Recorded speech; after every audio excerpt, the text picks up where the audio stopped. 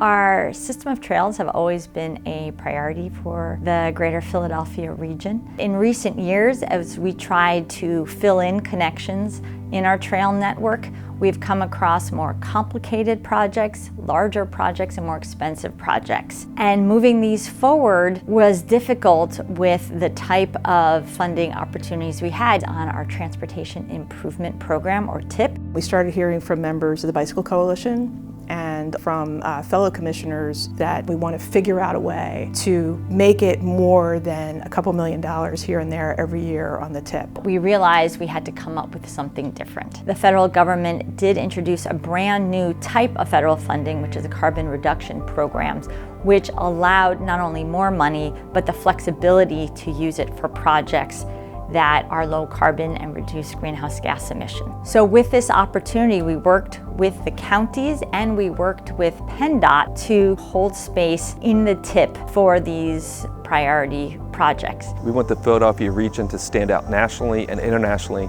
on tackling climate change, but also building connectivity. We're here at the Chester Valley Trailhead, and you can go from this spot and extend all the way to Center City, Philadelphia without going along a road.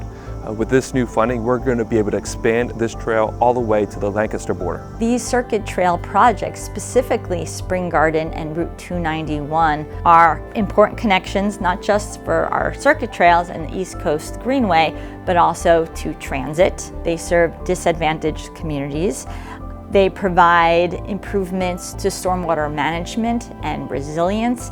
They hit every single one of the key criteria. You know, the places that have built trails in Delaware County and have been able to do it have largely been our more affluent communities in the western part of the county. We realized there were a lot of our inner ring municipalities, when we started talking to them, who had potential places to run trails and wanted to run trails. And those were the communities that did not have the resources to plan a trail. So I do think there's been a real economic justice component. When everyone has access to public spaces, as they should, everyone grows together, and that's what DVRPC is most interested in. Climate change is a multiplier of existing vulnerabilities. Trails not only provide safe connections, they also have the ability to help with rising heat if there's landscaping and greenery, and the benefits of open space and natural areas, which in and of themselves provide benefits. We're going to need a lot of tools in the toolbox to fight climate change here in North America, and especially the Philadelphia region.